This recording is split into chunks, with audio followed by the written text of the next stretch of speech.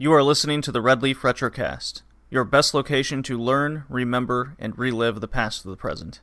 I hope you enjoyed today's retro gaming episode. I hope you go down memory lane with us, relive some nostalgia, or at the very least, enjoy listening to a bunch of guys talk about old video games. And now, on to the show.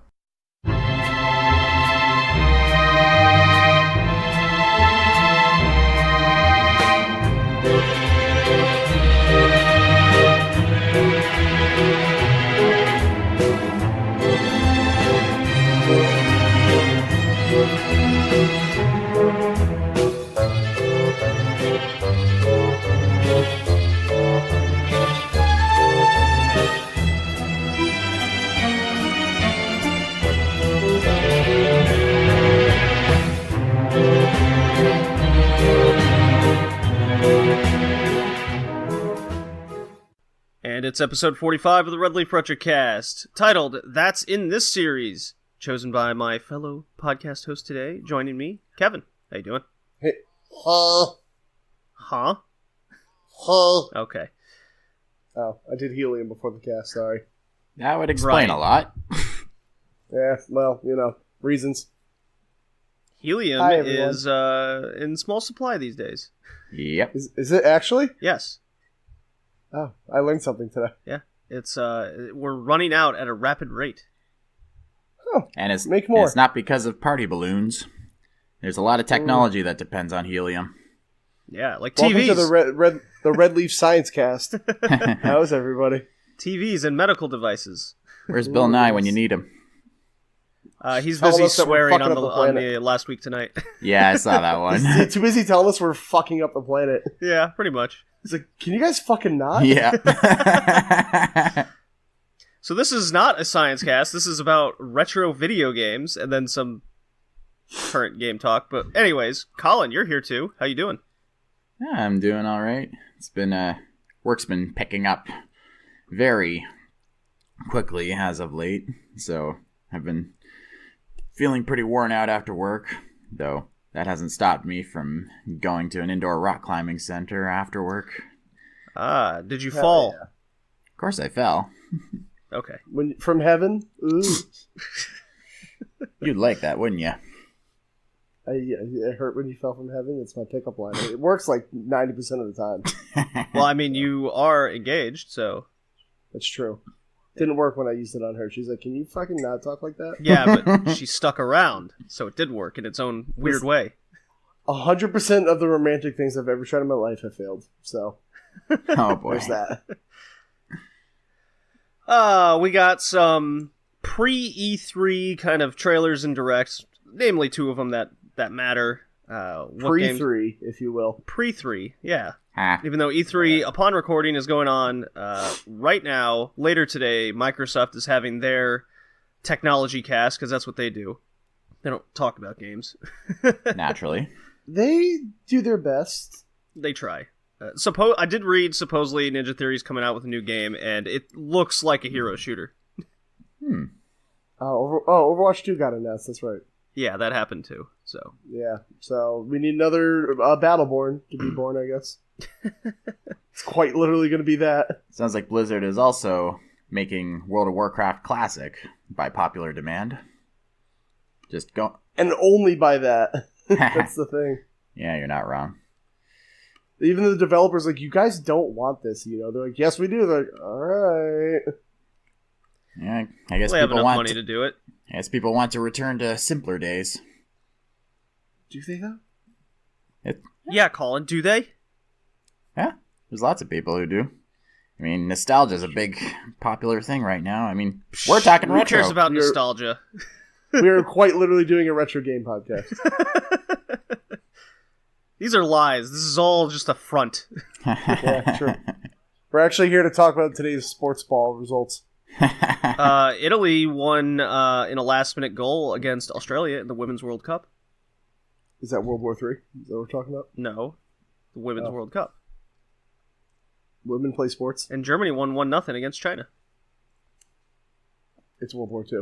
Okay, look, Kevin. The Women's World Cup is quite exciting, and it's women's sports that are actually good for once. Stephanie boy. McMahon invented women's sports. Well, Stephanie McMahon fact. invented women. That's true. She did.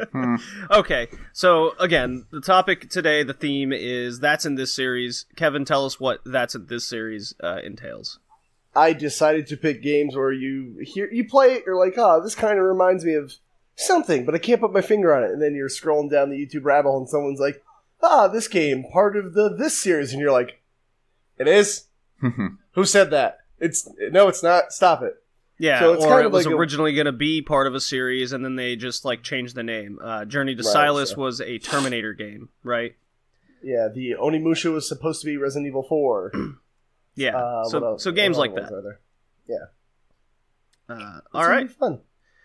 So let's dive right into what games we've been playing, because I like this. This is one of my favorite recurring things. It's like a catch up with you guys moment. I will start off for once. Okay. I finally beat Chapter 4 in Red Dead Redemption 2. Oh, yeah? Yeah. Really? Yeah. What's taking you so long? The game is really long, and okay.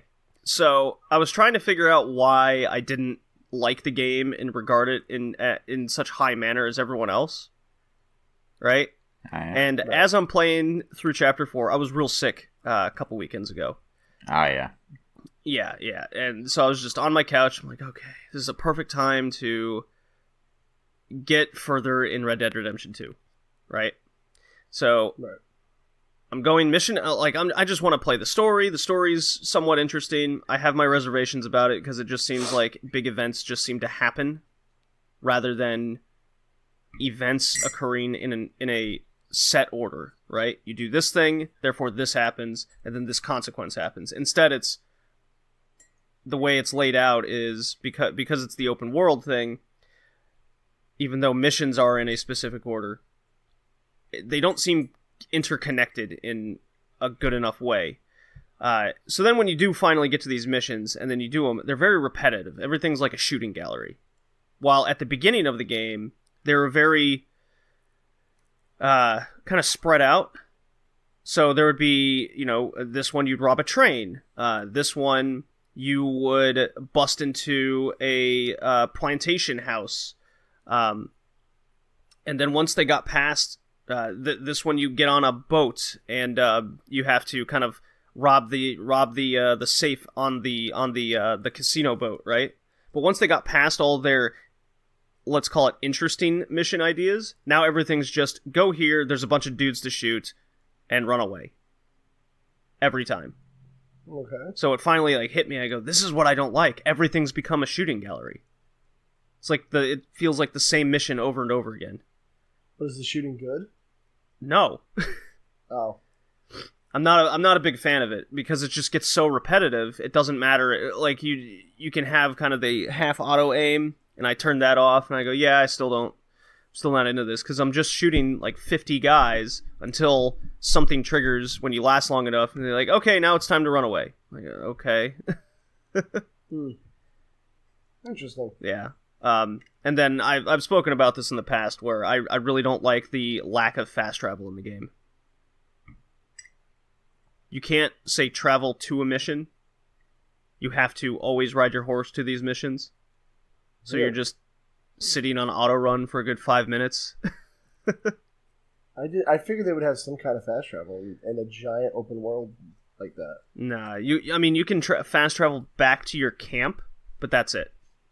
Ooh, and weird. Other places you have been in the past, but if you're continuing missions in the story, there is no fast travel in that, which is kind of irritating to me. That's something Assassin's Creed always does well, where you get a tower, right? When you first enter an area, you get a tower, unlock the fast travel in that area, so then when you do a mission, you can just fast travel back to that area where all the missions are laid out, right? Right. Red Dead Redemption 2 doesn't have that. So I'm having these revelations on why I don't hold the game in such high regard as everybody else. I feel like this is another one of those games that when the dust settled and the hype wore off, people's real opinions came out. So this isn't the first time I'm hearing it. Yeah. Well, I mean, it's kind of like you with Breath of the Wild. You're just not that into it, right? And you have your good reasons behind it. I was into it, but I was just like, this game is not the Citizen Kane of video games like everyone's making it out to be. Like, it's got flaws. Everyone's like, no, it's perfect. I'm like, but it's not. I kind of have to wait for like overly hyped games to like Death Stranding. When that comes out, the game is going to be either completely overhyped and then people are gonna like love it because Kojima, or they're gonna be like, this is underwhelming, and I'm gonna have to wait like 6 months to be like, okay, let's see how it really is. And it'll be half price by then. Hey, well, that's why I don't buy a lot of games $60 as well. So unless it's a Nintendo game, it'll never go away from the $60 mark. Yeah, I mean, just some things you got to do, Well, we'll get more into Death Stranding later. And then I got a new PlayStation virtual reality game, not Five Nights at Freddy's Help Wanted. I do want that. I didn't even know that was a thing. Yeah, it's a Five Nights at Freddy's virtual reality game, and it's I've been watching a few Let's Plays on it, and it looks fun as hell. Yeah, I guess I shouldn't be surprised. Is it just a port of the first game? Excuse me? Is it just a port of the first game? No, or? It's a completely new game. Oh. Yeah. Interesting. So I really want that. I haven't been able to play that yet, but I have been playing Blood and Truth. I don't know what that is. So, back when PSVR first came out, they had their little Play Worlds disc, and there was like a mini, it's a slew of mini games basically, and there was one called London Heist in it, and it was one of the more highly regarded games on that disc, and people wanted a full-on game of that kind of realm where it's a like a gangster, a London 1920s gangster thing, right? So the studio, I think it's called London Studios, actually. Appropriate. Yeah, over the next like couple of years, they kind of built off that engine and came out with this game called Blood and Truth, which is you're an ex-Marine or Army guy, and the whole game plays out like one of the like a Time Crisis light gun game that you'd get in the arcades or at an arcade cabinet, right? Mm-hmm. But it's in virtual reality, so it works really well. I feel like I'm playing a light gun game in virtual reality. It's that fun, where it's everything's on a set linear path, and once you kind of clear the area, it goes on that linear path to the next area, and you're just like pow, pow, pow, pow, pow. Sounds fun. Yeah, it's such a simple concept, and the story is pretty fun. You're a family that I guess is like runs a mercenary group, and this other dude wants to take over, and he's a dick. So the family business. Yep. Yep. Right. Yep. And so this dude wants to take over, and they're like, well, let's not let him do that, and let's mess up everything he has. So it's like a two families against each other, and you're just going through the motions of doing that. Like, I just played the latest mission. I'm like already halfway through the game. The latest mission was this guy owns an art gallery, and there's no shooting or anything in it, but you and the character's brother break into the art gallery, and you're just fucking up all the art in the museum. Yeah. So he's like, go ahead. This thing is like, this tower looks awfully fragile. What if we pull this rod out? Okay, do it. And you're like, and you put your hands up and you just yank it, and then you just see dominoes fall for all the towers, just do all around you. So, virtual reality, it all kind of makes it really cool and interesting. And the shooting's super fun. My favorite mission has definitely been you going through the guy's casino, and you're setting as you're going through the casino, you're setting C4 along the way.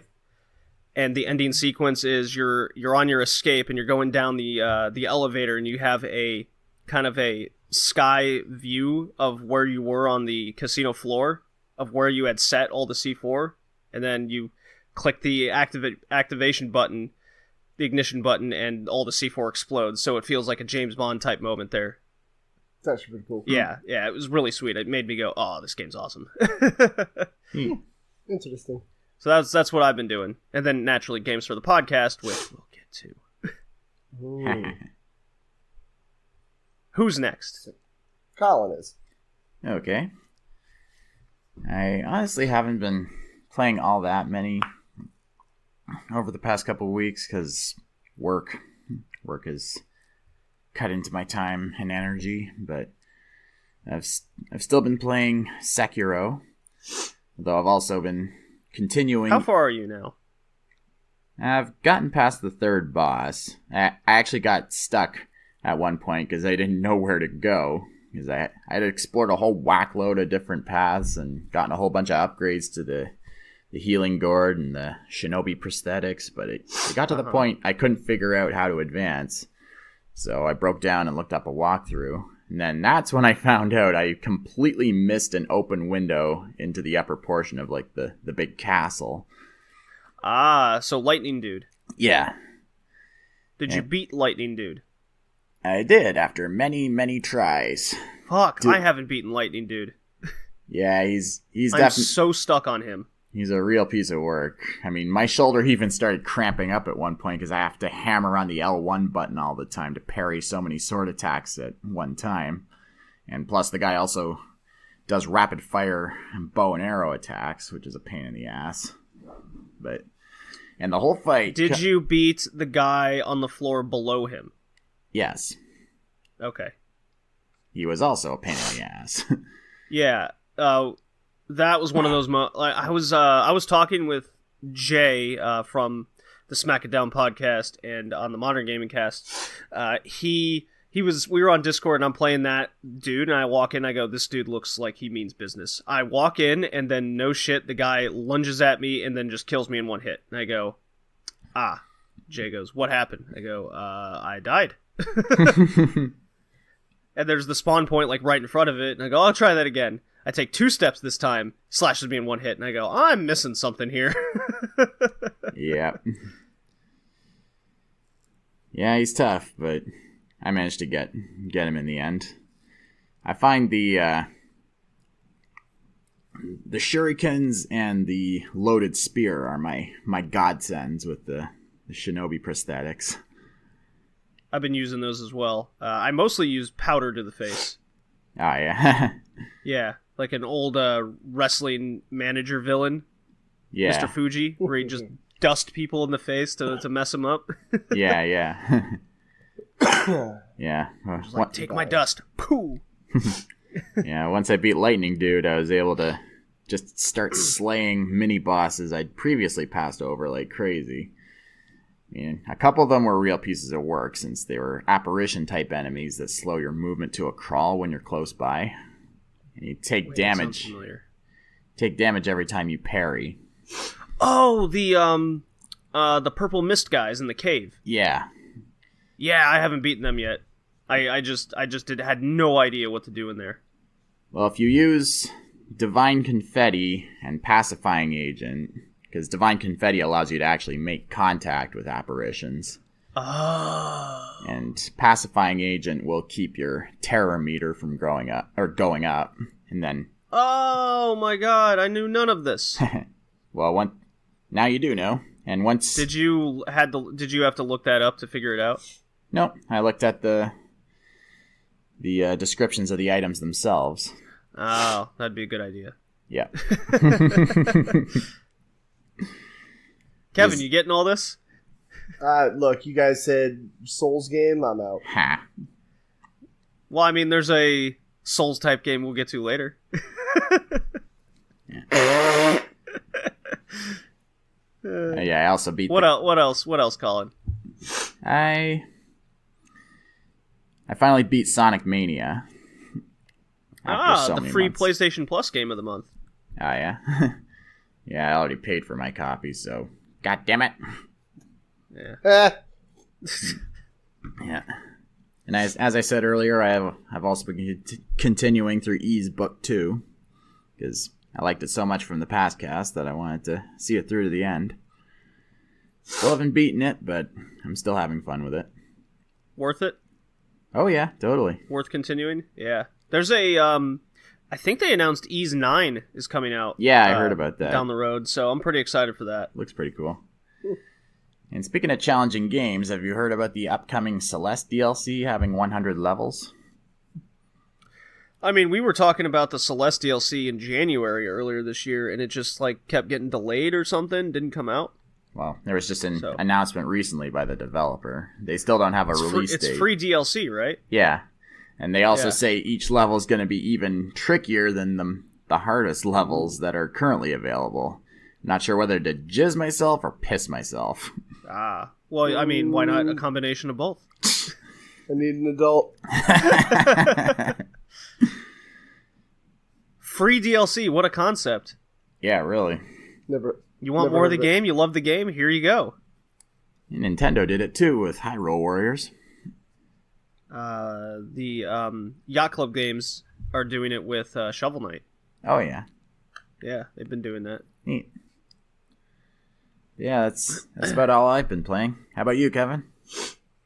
Where do I begin? I guess I'll start with Monster Hunter Generations. I dove back into that. I am addicted to Monster Hunter. I can't help it. Are you excited for the basically sequel Monster Hunter World game that's coming out later? Nope, not at all. It's a great thing. I have nothing against it. I end up never playing DLC. It'll be cool for people that want it, but I don't know. I also tried Dauntless. Have you tried that at all or no? Dauntless. It's literally free-to-play Monster Hunter made by the Epic people.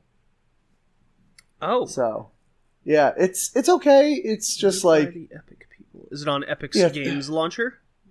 I don't know. It's free-to-play. It's on PSN, so... It's cool. It's like if you're scared of Monster Hunter, but you're like, I kind of want to try it. It's a very baby's first Monster Hunter, though. So, good luck. It's not bad. Search. Dauntless. Yeah. It literally looks like Fortnite Monster Hunter. Oh, look at that. It is free on the Epic's Game Store. Yeah, worth a try. I enjoyed it, but I'm not going to like sink too much into it because I have a lot of Monster Hunters. Okay, I'm adding it to my Epic Game Store launcher. Well, there you go. Yeah, so I've been playing a lot of that. There's like, I don't know, the only problem I have with like the Monster Hunter in general is there's definitely quests where they go, hey man, if only you had somebody to play with, you could beat this. Oh yeah, I don't like that. That's what made Monster Hunter World so much fun to me, is because I didn't have to have other people to beat certain monsters, right? Yeah, they definitely make it in a way where like, yeah, you gotta kill 3 of these monsters. Good luck. And I'm like, but I can't do that. They're like, man, you should get some friends. I'm like, but they don't like stuff. So, it sucks, but you know, it is what it is. I'm having fun with it. It's kind of like my turn on. Like, I don't know what I'm gonna play. I'm gonna go do that for a little while, kind of deal. What else am I playing? Well, we're going to talk about that game later. The game I hated that I picked. So what else? Mech Assault for Xbox. That's a cool game. I don't know if you ever played that before. I have. I have it for Xbox. Good game. Very good. What's weird is I had the same mindset of a game we're going to be playing later, where like the levels are kind of condensed. They have one thing to do. It's a pattern, and you got to do it the right way. And if you fail, you start the level over again. But I don't know, it's just something about it is like fun to be like, all right, which mech do I use? Which weapons do I want for this mission? And to go around and like, it's just fun. I'm trying to think how to describe it other than being a giant mech blowing things up. The enemies are called Blake, which I thought was like somebody's just mad at their like college roommate. It was weird. I don't know, it's the story. I'm not really following the developer too much. meeting right now. Hey Jim, Fuck what are we going to call these? What are we going to call these enemies? Scourges of the world. Yo, fuck Blake from accounting. All right, we're gonna call Blake. What else is that? Yeah, Blake. He's an asshole. I agree. Man, fuck Blake. And then I played. I've been doing that. I don't know. I'm almost through with it. The one thing I could say about the game is that there are no health power-ups. Like, that game does not help you getting any health at all. It's you kill another mech and you get some. But like around the level, like you got to destroy everything. I'm like, health here, nope. Health here, nope. Health here, maybe. Oh, a little bit, nope. So that's like its only flaw. But beyond that, I love that game. What else have I been playing? Oh, Gauntlet Legends. That game is not great. Oh yeah. Which is weird because that's another one of those games where I always heard people be like, "Ooh, this is a great co-op like arcadey RPG, and I'm like, oh, that sounds fun, but Is that the Gauntlet that came out for like the GameCube? no, it's Dark Legacy. Oh, okay. This is the one that came out on N64, PS1, and Dreamcast. Ah, the gen before it. Okay. Right. So the thing is, if this wants to be like an arcade game, and if it was just like start the level, beat all the enemies, and get to the end of a level, it would have been fine. For an arcade game co-op, your friend can just pop in, but you have to find all these runes and obelisks to like really beat the level. And I'm like, well, that sucks, because then like I don't know where they are, so I'm gonna have to check a guide, because the game's really intent to be like, no, look, really, you need to get these things. So like I don't know if they're optional or not, and I can't really find an answer online, so I'm like, all right, I'll read a guide, but like these levels are kind of laid out like shit, so like following a guide sucks. And then I have to find these runes. I can't imagine playing something and be like, hold on, let me check the guide. Let me check the guide. All right, we go here. Let me check. Like, that doesn't sound fun. Like, I use guides for RPGs, but like, there's too much stuff flying at you at once in this game to be like, let me check this, you know? I can't imagine playing that with a friend, but like, maybe it would be more fun, but I can't imagine if I have to find these things, you know, we have to pause all the time. Like, where do I find them? So well, I think in that era, the idea is you and your buddy are working together to survive and find all these things. Maybe, and that might work out, but a lot of my friends don't play old stuff, so I'm fucked. And I get that's a very me problem. But it's just, I don't know. I'm not. I was like, I think I'm going to put it down, because I'm trying to get better at, like, look, if you're really not having fun with the game, put it down, kid. Like, you got better things to do. And I was like, yeah, but That's been my role for a long time. Yeah, I'm like, oh, but I'm so close. Like, I'm about to beat it. I'm like, it doesn't matter. If you're, like, dreading picking it up and trying to beat it, like, what's the fucking point, you know? Yep. Yeah. So, I think I'm putting it down. I did that wrong with that at all. No, I did that with another game we were going to talk about later. You were looking for affirmation. Yeah, you're right. But, like, yeah, so, the thing is, it sucks when I do that, because I'm, like, in this weird mind, I'm like, maybe I don't like video games anymore. And then I play Mex, I'm like, hell yeah, video games are cool as shit. So, I think today is the day I'm going to be like, look, Gauntlet, enough of you. And I will, from Game Clubs, our RPG of the quarter is going to get picked tomorrow, so maybe I'll see what I'm going to play next. Ooh. What else have I been playing other than that? WWE 2K19. Yeah, a little bit. Conduit for the Wii. You ever play that? Heard of it. Yeah, I've heard of it. My computer's lagging. Going on? You tell me. Are you guys there? Yeah, Still I hear here. you. Oh my god, my computer's like, Audacity's like skipping really, really slow, and I'm like, oh god, it's gonna blow up. Uh-oh. Okay, anyway, if you're still here, okay, Conduit for the Wii. You ever play it? Yes. No. Heard of it. Yeah. Okay, those are very different answers. Got it. It's essentially you're playing as like it's literally like National Treasure meets Men in Black. Like, you are a secret agent, aliens are coming, government works with aliens, kill the aliens. It's a fun little first person shooter for the Wii. It's like $3, honestly, if you want to play it. The best way to think of it is a poor man's Halo. Ah. If that, yeah, it's really fun. I don't know. I mean, Means it's probably better than Halo. Listen, that is the best first person shooter ever made. So, story about this. Wrong. When I was in high school. 2016. When I was in high school, I was like the Nintendo fanboy, and I tried to convince my friends that the Conduit was going to be bigger than Halo, and I was like ready to die on this hill. You may learn that nobody remembers the Conduit, and people kind of remember Halo. So there's that. They only remember Halo because they make like 7 of them. All right. Yeah, no, yeah, that's it. That's if they the made reason. 7 Conduits, everyone would know Conduit. Well, there's a second Conduit, so there's that. I said 7. And for a while, I said second. For a while, Halo was the only game people wanted to play multiplayer. It's true. Right. The Conduit had a very intense multiplayer of like 8 people, like in the world. That's it. Not the Conduit. Yeah, the Conduit for the Wii. Really, in all honesty, really good Wii first-person shooter. 2009. That's a little far on our.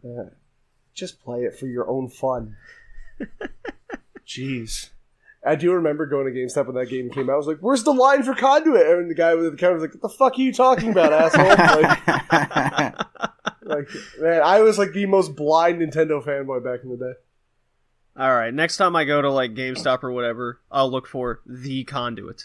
Yeah, so if it's like less than if it's less than $5, I will get it, and then I will get on the Conduit train with you. I'll see if I see it anywhere. So actually, my group chat for our Game of the Month thing, I saw it pop up on my phone. They said Dark Legacy is apparently just a remaster of Gauntlet Legends. So, so I wasn't too far off. I guess I'm not playing that one. I want to verify that, but that sucks because that one's expensive on GameCube, I think. Apparently, the Conduit had an online multiplayer feature that could support up to 12 players and several game modes such as Free-for-All and Team Reaper. Ooh, and has voice chat capability through the Wii Speak peripheral. Oh yeah, the Wii Speak. That was a mistake somebody made once. I don't even remember that thing's existence. The Conduit HD was even released for Android. Really? Wait, what? Yeah. There's an HD version? Yeah, that's what I'm reading. Okay, I gotta look this up. The port went on to receive critical acclaim. Huh? I gotta look this up now. This has just become the Conduit cast. Dude, best first-person shooter ever made, telling you. Edge Magazine gave it a 4 out of 10. That's not right at all. I promise it's actually a good game. Oh, boy. It's really good, I promise. I'm going to look up the Conduit Is it called the Conduit HD? Yeah. Oh my god, I just want to play it. Yeah, I'm not seeing it on my phone. Oh, I don't have it here. They must have delisted it. Oh, boo. Weird. Well, I mean, it did come out in 2013, so it's 6 years old now. Yeah. Oh, that sucks. Oh, well. Damn, why did they delist? Oh, there's a new game called Neon Shadow, though, so there's that. Okay. Cool. Mobile shooters. I'm going to write down on my little notepad here, the Conduit. Yes. I promise it's actually fun. Okay. Wait, have I strayed you wrong before? I mean, on this cast you may have. Listen, shut up, 3DO lover. System's just a ripoff of the PS1. Yeah, okay. It is. Alright. Well, let me play this drop and we can move on. Drop these nuts!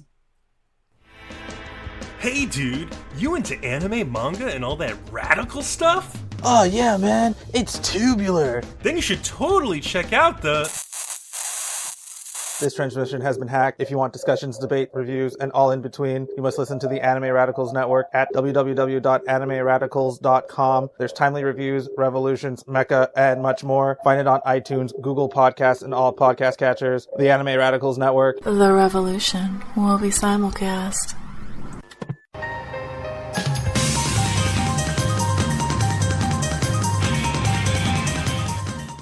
Okay, boys. Topic time. Pre-3. Here we go. Right. Topic 1. Pokemon Sword and Shield Nintendo Direct. But first I have a Jizz question. Everywhere. What is this Pokemon Sleep or whatever? It's one of those like sleep things where you go, man, I hope I'm getting enough sleep, and then you put your phone on overnight, you go, yep, I slept all right. I don't know. I'm going to be honest. I don't think I've heard of it. Yeah, it was. I saw it like bouncing around Twitter and some YouTube channels, but I just never clicked on them. But now I'm curious. Like, what is Pokemon Sleep? It's some way to train your Pokemon while you sleep. It's kind of like a Pokewalker, but people are like, man, people spend too much time sleeping. How do we get them to play Pokemon in that time? Okay, Pokemon Sleep is a brand new mobile app which is coming in 2020. It acts like a sleep tracker, which rewards players for sleeping. Okay. In a similar way to how Pokemon Go rewards players for walking. When a player is asleep, it will affect the gameplay, meaning that when they wake up, they will get a surprise. Huh. Yeah, your sheets are wet. So you weren't too far off with your assumption there, Kevin. Yeah. When does Pokemon Woke come out? Oh, boy. When all the Pokemon get equal rights and they don't have to battle to the death for humans' entertainment anymore. Something tells me that Pokemon game will not sell well. So Pokemon Sword and Shield, Nintendo Direct happened. It went into a wider array and more reveal of what's going to be within Pokemon Sword and Shield, such as the most glaring to me is the kind of Digimon universe that we're now going into with Pokemon. Really? They're just going to be the same thing soon. Yeah, that's what I was thinking of. Yes, Colin. So you haven't seen the Direct, I take it. No, I haven't had time. Okay, so let me inform you. They find, I guess, wells or alternate universe portals, and so then Pokemon goes full isekai and then goes into the Digimon universe. Wow. In which you will find giant digitized Pokemon versions of Pokemon. So you'll have like a computer-tron rendered Digimon Gyarados. Sorry, I don't know that one. Yeah, me neither, Alexa. What the fuck? So that's what they, and then apparently there's an online feature of the game that goes into that realm. So we're going full Digimon, and you fight with fellow trainers online.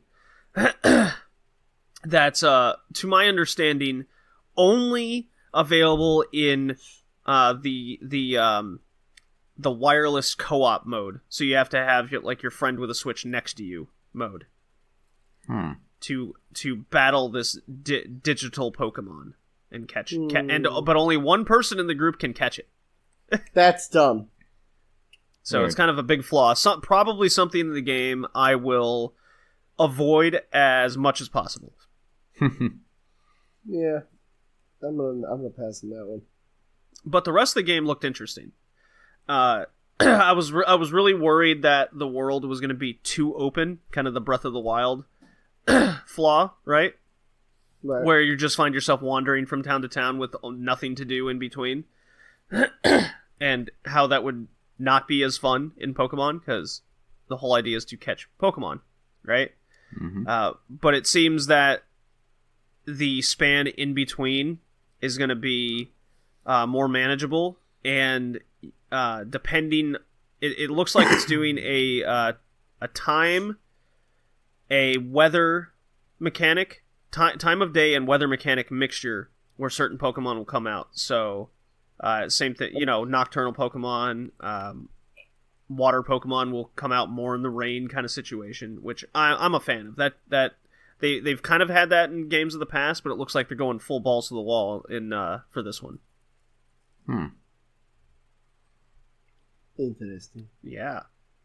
I want this. I really did not like Gen 7, so I'm kind of on weary on this one, because Gen 7 they got too ambitious, and I really hope they kind of reel it in a little bit, but doesn't sound like they will, so I'm kind of nervous, but I'm going to give it a shot. I mean, I'm definitely worried with how much of this digital world you're going to have to be forced into, right?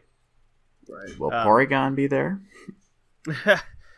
I mean, that would make sense, right? If you want to go into Porygon's little world, and then he's Monster. created his, this Pokemon's become its own thing. But no, it doesn't seem like it's going that way. Pokemon, they're pocket monsters. Pokemon are the champions. You know the song, right? Yeah, right? Yeah, good. But that's what was going through my head. I do like the fact that in this region that we're going to be in, Pokemon battles are seen now as this stadium-like sporting event.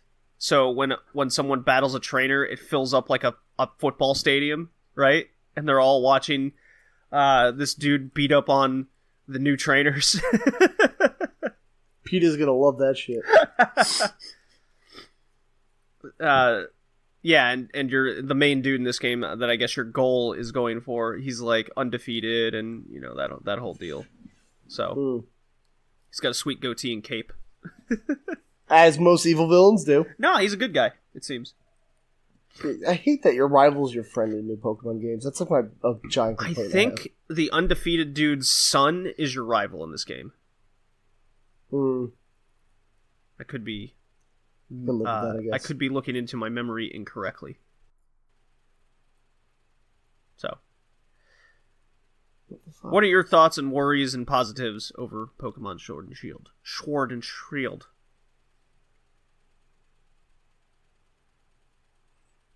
I Guys? don't know why. I keep losing you guys randomly. I just don't really have any thoughts because A, I didn't watch the Direct, and B, I don't really care about Pokemon games anymore. Oh!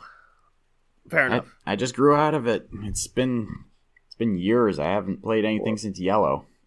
It's been 20 years. Exactly. That's true. Kevin. Hold on 1 second. I'm losing you guys. I think Kevin disappeared, Colin. No. Am I here? There he is. Okay. I don't know why. I keep losing your guy for some reason today. Huh. I don't know why. Tech issues. So if I just go mute for a second, I'm sorry. So, what are your Pokemon thoughts? I'm interested. I'm just, like I said, really scared that they get too weird like they did with Gen 7. I'm weary, but I'm going to buy it because it's Pokemon. Yeah. I know the feeling. So it's slated to come out in November this year. So just before the holiday season, which is brilliant as usual. As opposed to October releases, I'm all for November releases. But a game comes out, it comes out. I'm not against any time. So, who cares? Call of Duty, bro. Yeah. So the next game we're discussing is the new 9-minute Death Stranding trailer that happened, where we finally see gameplay and what the story's going to be about, and then there's still a lot of questions that need to be answered. Yep. So, and release you guys date. watched it? Hell yeah, I did. Oh, on the day it premiered, and I am hyped. Hyped. Still AF. can't tell you what that game is. Well, guess what? Death Stranding is also slated for a November release. Perfect. I don't know what it is still. I don't get what this game is going to be about. It's odd. Kojima actually said that he sees Death Stranding as being an entirely new genre of game. What that means, I don't That's freaking pretentious know. as fuck. It means I'm pretentious. Look at me, I'm Kojima. I prefer quirky. That dude could shit in a disc case and people would buy it and be like, this is art. Kevin, that is art. You don't understand. The art is within you the whole time. Whoa, Kojima. You got me. So, the game entails, at least story-wise, that you're Norman Reedus, and you're going around a world that's obviously fucked up because it's Kojima. And you're tasked with saving mankind by being a transporter carrying the turbo backpack. And within this backpack, you have a genetic baby that can... I guess it has a communication or connection ability with this alternative realm that's busted into our world, right? It's the world of the dead, basically. Yeah, in some form or fashion. And your main enemy has a connection to not only our world, but also the world of the dead, right? Mm-hmm. And he can kind of control these dead people, right? These dead phantoms. So Final Fantasy, The Spirits Within. Ha! Might not be too far off with that one, but anyways. So you're traveling around the world. You're going from point A to point B, carrying something that's supposedly going to save mankind, like connect it all back together. And during this journey, you're tasked with finding routes to get to that point while surviving. And what that entails is, let's say you come across a ravine, right? And as we saw in the trailer, you'll take out of your turbo backpack a rod, and it will extend into a ladder, and then you can traverse the ladder across the ravine or a mountainside or whatever that may be, and then you can, I assume, pick it back up and put it back in your turbo backpack. I hope you like the turbo backpack reference. Not quite sure what Turbo it's backfire. from. It's a Australian wrestler's signature move. Well, then I haven't heard of it at all. I don't know where he got it from, but I like the name. Because No I can use questions it asked. in this reference, it's funny to me. Anyways, so also what you might come along on this journey is fellow, I guess, other humans that want to just rob you, Mad Max style, or the phantoms, right? And the phantoms that are controlled will function as kind of like a normal enemy would. I'm thinking of like the ghost skulls from Phantom Pain, right? Oh, yeah. And then there's another enemy that I guess is crossing over from that realm into the world, and they're like these things straight out of the Outer Worlds, right? Where lots of stealth elements will come into play, which is very Kojima-like. He likes his stealth, right? Mm-hmm. And you have to use a radar, or the baby in this case, to be able to see these seemingly invisible enemies, and that's how you avoid them. And you'll die if you get caught, kind of deal. So it seems like you're going to be a transporter. It's a transporter game, basically. Yes, sweet. I love those movies. But you'll be on. You'll have. It seems like you'll have vehicles and the like accordingly, and I guess you'll have to also avoid the weather because I guess the rain ages you in some way. So yeah, so you'll have to seek shelter whenever certain, I guess, conditions start happening within the game. So I can definitely see how this is going to be a different genre, kind of like a travel genre, right? With the gameplay in between the travel. So rather than you're getting to the point and the climax is happening when you get to the point, the climax is seemingly happening during the journey to the point. It's like kind of a spin on what a normal game would be. Oh, yeah. This game all sounds like nonsense, I'm gonna be honest. Sounds cool, but I don't know what the fuck is going on. I think that's Kojima keeping it deliberately vague. And that's kind of what also keeps it intriguing at the same time. You're just kind of putting pieces of the puzzle together to figure out like what this even is. Exactly. What do you think about this, Colin? You seem more interested in it than our boy Kevin over here. I'm just lost. I'm not interested. I'm just like, what the fuck am I listening to? I think it's precisely because we don't really know anything of substance for this game that I'm as hyped as I am. Because two of my favorite games/movies of all time did exactly that, kept things vague at the very beginning, and then as you discovered more and more things going along, it just kept things interesting. Like World Ends With You did that, the Cabin in the Woods movie did that, and I love both of those. So the fact that Kojima's playing things so close to the chest with its release, and yet at the same time giving us this much information, that has me interested.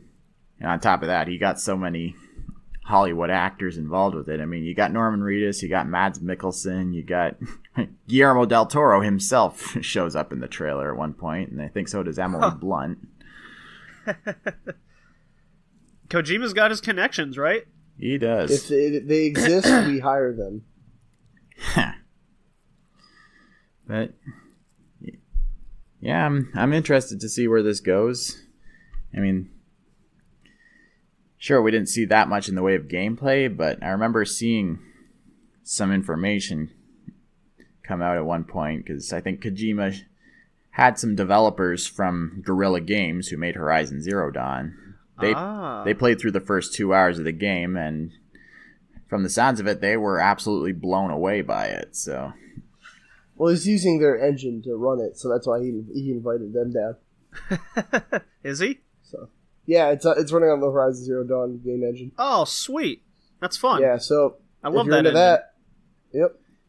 Yeah, so I'm very interested to see where this goes. I'm gonna buy it day one.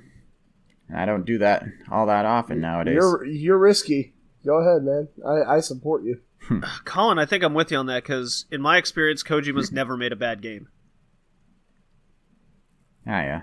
I still haven't played the Metal Gear Solid 5 ones fully yet, but yeah, That's every not other his game fault. I've played of his is really cool. Well, Metal Gear Solid 5 is really fun. I've been kind of picking away at it, and yeah, I mean, it's stealth focused, and I imagine Kojima likes his stealth, so that's what this is going to be like. Or you can just go guns blazing, which is what I always end up doing in Metal Gear Solid. Of course, there's also the fact that this is something Kojima announced after the cancellation of Silent Hills, so maybe there'll be some Silent Hill elements in there. There has to be. He's got to be so sour about Silent Hills getting canceled. I can imagine. I mean, he's constantly poking fun at Konami as it is, so... I mean, we see a picture of him on Twitter drinking out of a mug that has Konami tears written on it. I have never seen that, but I need to now. I need to see that too. I think I have seen it, actually. Well, Google image search it. You should get lots of references. It's freaking hilarious. Good stuff. All right. What do you say we get into our games? What do you say, guys? Sure. All right. I'm sorry again if I go silent. I'm losing you guys for like 10 seconds. Okay. I don't know why. It's very annoying.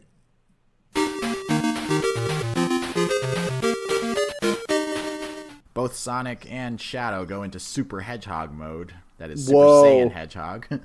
It's too much edge in that sentence. Shadow. Do they both turn gold, Super Saiyan? Yes. Okay, so blue and black Sonic Whoa.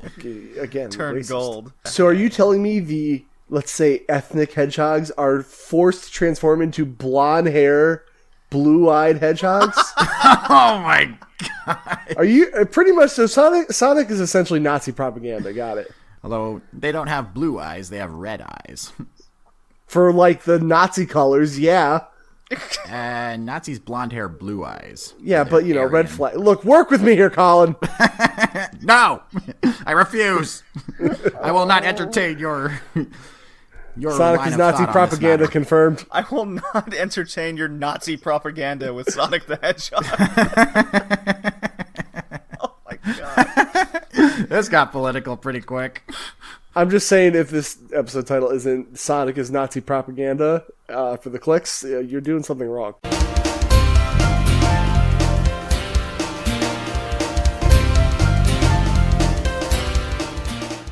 Cool. I played the Spyro theme. Nice. I don't remember the theme song to that. Do do do do do do do do. Yeah, sure. Okay. Boom. No? Alright, I Kevin. remember. Introduce us to what we're doing here. Hey, y'all. So, as I said in the beginning, we're going over games that are like a spin-off, but you had no idea that they would be a spin-off. For example, like our first game, Segways, is Kid Dracula for the Game Boy, which you may or may not know, that's a Castlevania game. Ooh, suspense. Come on, work with me here. Ooh, there we go. Who Okay, made good. this game, by the way? So that's the thing. Konami made it, and Konami made it good. It was a kind of a hard game to come by for a while. It's a 2D platformer where you play as very chibi. Dracula. I can't even think of the name I'm looking for right now. Alucard, it's a 2D obviously. Yes, it must be, and it's just a chibi little like platformer for the Game Boy or Famicom, if you're cool enough for that. Right. But like the thing is, as you play this game, I don't understand how it's a Castlevania game. You play it. The graphics kind of look like Castlevania. You have the blocks that fall. The enemies are bats. You have hearts for your special weapons. But I mean, you could have told me this was just like somebody made a Dracula themed chibi platformer. And I would have been like, yeah, okay, that makes sense. It's very weird, but you have some of the same enemies that you see in Castlevania. It's essentially... Yeah, you got the Grim Reaper and the guys. Yeah. So. If you called it SD, like Castlevania, I would have been like, all right, that makes sense to me. But, yeah, it's really good, and it actually recently just got re-released on a PS4 and Xbox One and Switch, maybe? In the Castlevania collection, so it's, like, easy to play now. But it's such a fun little 2D platformer. I had a great time with this game. I don't know about you guys. Yeah, I like this game. What you got? The aesthetic, it really reminded me of Kirby games. It's just cute and quirky, and the character designs. And that's a good thing. And like you said, Kevin, it still retains its Castlevania roots with the machinery and giant gears in the background and spooky enemies. And they're not spooky, they're cute. Well, they're super spooky. The cute spooky. Yeah, they're spoopy. Close enough. Yeah. And it's definitely a lot more linear than a regular Castlevania game. But yeah. Well, one was linear. Yeah. It's also pretty short if you know what you're doing. Like you can beat it in under an hour. Though you're likely to repeat the roller coaster section quite a few times. I died there so many times. I thought it was really fun though, that roller coaster area. Yeah. That was the most challenging, and it didn't feel cheap. And yet, you know this thing. Oh, sorry. Go ahead. Yeah, the gameplay is simple but challenging and fun. And I couldn't get a copy of this just yet, or at least I wasn't willing to shell out for the Castlevania collection, but I can tell I would have had a lot of fun with this one. That's what emulators are for.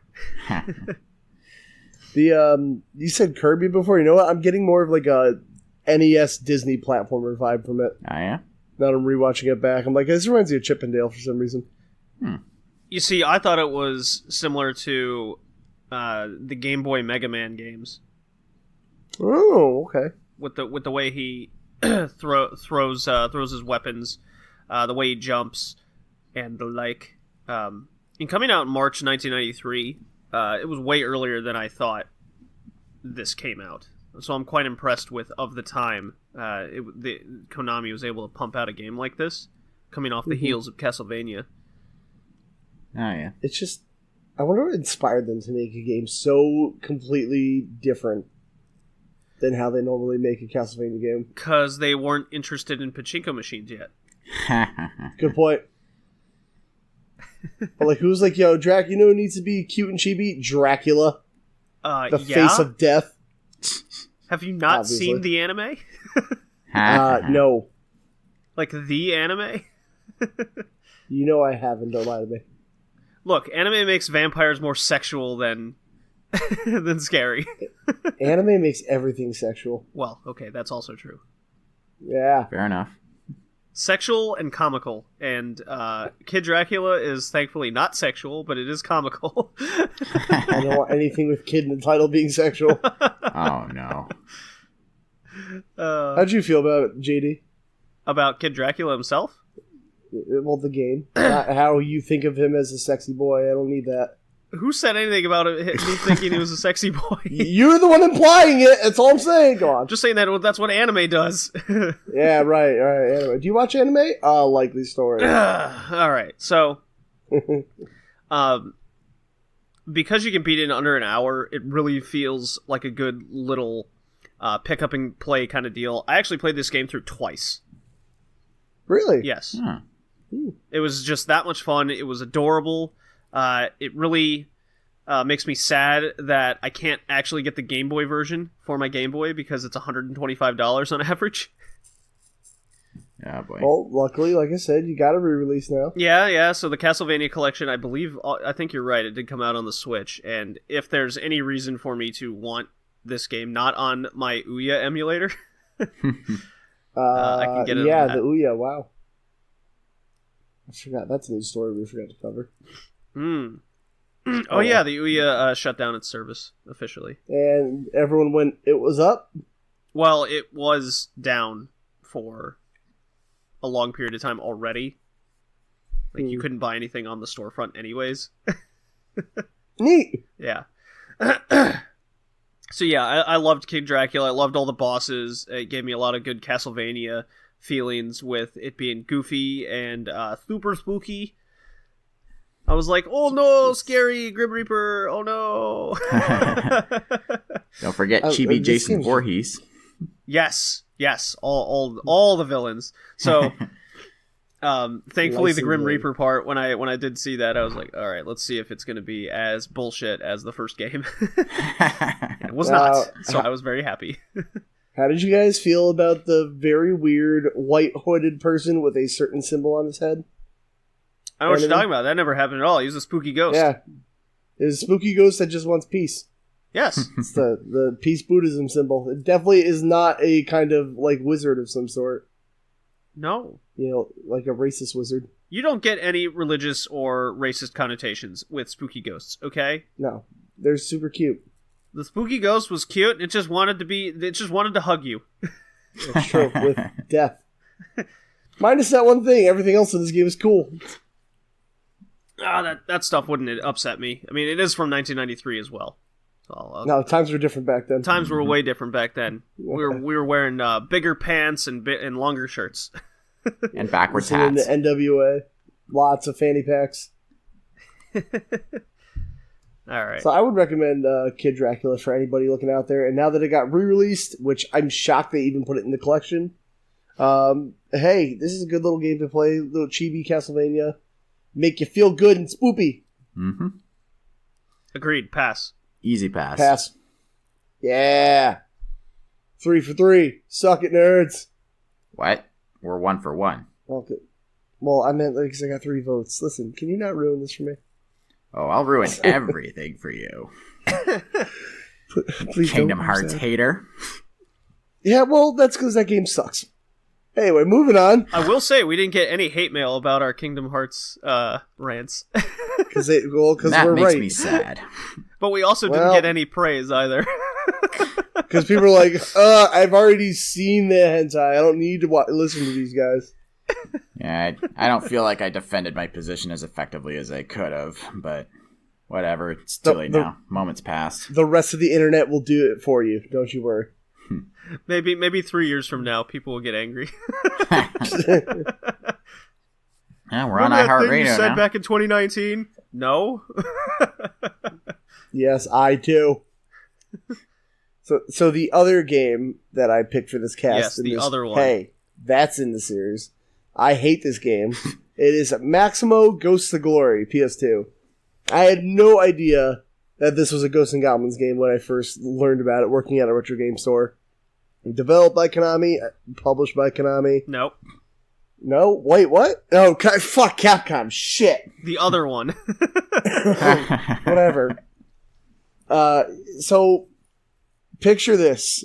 It's Ghosts and Goblins, but in 3D. And cartoony. That's literally... It sounds like that should be like, oh, that sounds like a 3D little thing. Yo, fuck this game. And not because it's hard. It's just not fun. Like, so I started this game, right? You start in this little... I forget what the name of the level is called. And it's a very linear level. There you go, okay, all I gotta do is get to the end, survive these little challenges, and you make your way. Is it tough? Yeah, game's tough, but it's not too bad. Do the same thing you do in Ghosts and Goblins. You get hit, oh, my armor fell off, I'm in my undies. Probably shouldn't be around a school. And you just keep going through. And then I got to this, what they said, level 2. So I'm like, okay, I'm in the second level of whatever this game is now, right? Mm-hmm. Makes sense. Yep. And then there's these portals. I'm like, okay, well, I'm gonna go in a portal. Then it's like level 5. I'm like, what the fuck do you mean I'm in level 5? Yeah. Yep. That got me too. So I had to look up a guide. I'm like, what's going on? Like, I was like, maybe I gotta do something in this game. Am I going accidentally in a walk? No. Apparently, level 2 is a hub world. Yep. Why would you call it level 2 then? I don't know. I don't have an answer for that. Yeah, they're probably just lazy. So, probably. And then okay, so then I'm like, all right, what order do I do this level in? And second to that, I've noticed I haven't saved my game yet. Yep. Yeah, that's the other thing. So I'm like, what? Yeah, I'm like, so I'm looking in the guide, and apparently in level 2, the hub world, where there's also enemies that can hurt you, by the way. Also, yep. Yeah, there's a fountain, and you go to this fountain, you have to pay 100 coins to save your game every time. Yep. I was like, what the fuck is this? And so, alright, okay, I finally get the gist of this game. I saved it, and I'm thinking, in a normal person's mind, I saved the game. Alright, I'll come back to it, whatever. Stupid me, this is also an old video game problem. I saved it with, like, 1 life and 1 continue left. Oh, shit. So when I save the game, guess what? When you put it back on, that's what you get. 1 life, 1 continue. And I saw no other way other than, like, some levels have a 1-up lying around to get any more. And I was what like, happens if you lose all your lives? Fuck you, game over. Game over, start the whole fucker over again, or just load up again. It'd be one thing if this game was hard, it had some challenges, maybe I'd start over and do it again. The combat's not fun. There's no, like, the camera's not bad, but, like, him walking onto enemies is really weird. So, like, I never really could tell what a hitbox of an enemy was. This whole game felt sloppy and clunky and badly designed. And it's another one of the, like, people told me this game was great. It's like, it's the 3D Ghosts and Goblins. I'm like, yeah, but Ghosts and Goblins is fun. I had an awful time The with one this for the game. Sega Genesis is fun. I played the arcade one on PS2. Suck my dick. Oh. Boom, bitch. Yeah. This is not a fun little platformer. I had nothing appealing about it. I did not like. So this is what I was comparing with Mechasalt. Mechasalt has the same layout of, like, here's the level, just do the level, and then, you know, it's okay. What do I have to do? I got to know the patterns, and you kind of learn the level as you go, right? That's fun, but Mechasalt also doesn't go, hey, I know how you save the game with, like, 2 HP. Yeah, that's it. That's all you're getting for the rest of the game. Like, it's just bad. I don't know why they designed it like that. Yeah, it's ridiculous. So, I don't know how you guys felt. Well, I felt like the game wasn't as bad as you say, but still not very good. I mean, it does some things right, like the spooky, goofy atmosphere I found to be executed well enough. I mean, Speaking of spooky goofy, I'm going to cut you off for a second. It does start out really, really stupid comical because Maximo goes to this, like, evil wizard dude, and then the princess is like, Maximo, and then she gets bitch slapped by the wizard. Bitch, get off!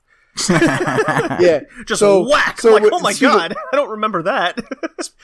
Speaking of that at the beginning, also, way to, like, clusterfuck the story at the beginning of the game. It's just like, oh, there are evil things going on. Maximo just kicks in the door and be like, I'm here to save you. Maximo, fuck you. I'm like, what's the story? What led to this point? It's just like, nah, fuck it. And then he dies, and Death is like, yo, you want to come back to life and help me kill some people? No, I don't. Yo, if you don't, I'm going to steal your fucking soul. And he's like, oh, all right, I guess. Well, like, I mean, it more like he's like an accountant. He goes, yo, man, hey, so this dude up there, he's like taking my dead people. So you want to help me? Why would you help me? Dude, if you don't help me, I'm out of the job. So, hey, I'll bring it back to life. Cool, brah? Yeah, all right. But the thing is, I couldn't get that because the cutscene happened so fast and was so badly voice acted, and, like, the volume was low. I was like, what is going on in this game? The lips do not sync in any way. It's pretty bad. They definitely just English dubbed over the Japanese. Yeah. And I'm just like, what are you guys talking about? Well, I think the full story is in the manual. But I didn't have that, so that doesn't help. Yeah, you can always find that would help me, I guess. You can always find a digital copy online, but don't worry about it. I don't like this game enough to care. Fair enough. All right, Colin, continue from where I cut you off. But yeah, goofy, spooky atmosphere, and much like a regular Ghosts and Goblins game, you lose enough health, you're down to your boxers. So that at least is a callback to the Ghosts and Goblins formula. And when I played it, you can apparently also upgrade your boxers later, though I don't know what it does gameplay-wise. All I saw was that they turned purple and orange. Big dick. But yeah, this game, I mean, the combat is serviceable at best, but the platforming is terrible. It can fuck right off. Yeah. I mean, I lost so many lives in a level that had a lot of lava pits. It's just Oh yeah. blood pressure problems rising, Blood pressure issues. and it's not made clear unless you read the instruction manual how to activate the checkpoints. Because I found out later on you have to do double jump and then downward stab attack to activate. That was them. also dumb. It's like, why? Why can't I just so dumb. walk over them? Yeah. That was real dumb. Like, why would I not want this to activate? Yeah, really. And there is little to no camera control in this game. I mean, even Kingdom Hearts' camera is better than this. Well, hold on now. That at least gives you the L2, R2 buttons to rotate the camera. Whereas here, the game doesn't even give you that. The best you've got is the L1 button moving the camera back behind you. It does the archaic Spyro thing from the PS1 era, where it just snaps in front of you, and that's all the control you have. So you have to try and always position your character to be walking in a single direction, so you can keep centered. Yep, and Just nothing. that contributes to the bad platforming. Right. And like Kevin said, the save function is very obscure on this one. I mean, when I got to the hub world, I couldn't even find the damn thing. Yeah. And I had to look on a map. this is like the third game we've covered that has an obscure save function. I mean, in a previous cast, Jumping Flash had a major problem how to save, and then before that, Tenchu. Yeah. Jumping Flash was supposed to be an arcade game, I guess. Yes. Yeah, so once I learned there was a level cheat, I was like, I fixed your problem, suck it. So, I actually got this game for Christmas one year. I am. I'm sorry. Yeah, when it first launched in December 2001. So, because I was part of the PlayStation Underground, got the magazine, and I was really into this game coming out. And yes, I have beaten this game before. Did I do it for the podcast? Hell no. Because I was a kid and I had a lot of time on my hands in 2001. Yep, I remember those days. So, I remember as a kid, I could not figure out how to save. So I had to figure out a way to beat the game with just leaving the console on, and hopefully I beat it in 5 lives. Didn't do it, did you? No, I did do it, because I couldn't figure out how to save. But I did get good enough at it, and I still had some muscle memory of playing this, where everything's basically the double jump stab attack for a lot of the times. It came back real quick, especially when I came across the pike enemies. Oh yeah, Where you're you're slashing at them. They essentially just block you every time, and then they'll easily hurt you. The same thing with shield enemies, but the default attack button seems to always come down to jump, stab, jump, stab. So you can go through the entire game just doing basically that one attack on everything, because there's also after you do the jump stab, the hit detection on your character is momentarily kind of disabled while your sword's in the ground. So if an enemy slashes at you and your sword's still in the ground, you won't get hit. So it's kind of cheating the game. And that's when that's when you realize the combat, at least when I realized the combat just is very broken in a lot of ways. And the platforming is also very flawed, because as you're going through the levels, it tries to do the Ghost and Goblins thing with land rising and falling, but in this 3D sense, you're too close to these pits that just fall out of the ground out of nowhere, and you either don't know you have to jump until it's too late. So and that's the thing. It'd be one thing if it just lowered a little bit or raised a little bit, but there's pits that are like, nah, fuck you, and you're dead. Yeah, and then you just instantly die. Yeah, it was bullshit. The part that actually got me to rage the most at the beginning of the game, I believe it was in level 4, when you go across a bridge, and there's a ravine, but there's 3 pillars to get to the other side. So you jump on the pillar, but it immediately falls out, and even if you have that split second reaction, unless you knew it was going to fall out underneath you, you won't jump quick enough, and you'll just fall with it. Yeah. Yeah, it's not good game design. No, it's very poor. It's a cheap way to cause the player to lose a life. There's a lot of just hidden little nooks and crannies for seemingly no visual reason. Right. And because enemies basically come off the screen at you a lot of the times because you have no camera control, you're almost it's almost like the game's telling you don't look around for all these hidden areas because you have to be worried about the enemies first. Right. And I don't know if I agree with that, with how it's laid out. Save function's very irritating. I actually hate the coin system in the game. I understand why it's there. It's your currency that you get from, slashing gravestones, slashing enemies, and you come across these crosses where you can spend 100, 150 coins to get armor, so it increases your life bar. It takes 3 hits for each life bar. I believe that's how many it was. It's really just a mess. And I played it long enough this time through where I got to the first boss, and it took over 2 hours. Oh, jeez. Really? Just to get to the first boss. I don't even know. I bet you guys didn't even get that far. No, I got to the I guess, hub world, and a couple levels beyond that. I was like, no. Yeah, so here's the other thing. The game is boring. It's so boring. Yeah. Every level felt the same. First of all, I hate the random areas in the levels where hands will come up and grab you. Yeah, that's a pain. And I had like PTSD moments as a kid because I just couldn't figure out what was hitting me when I was, 10 years old.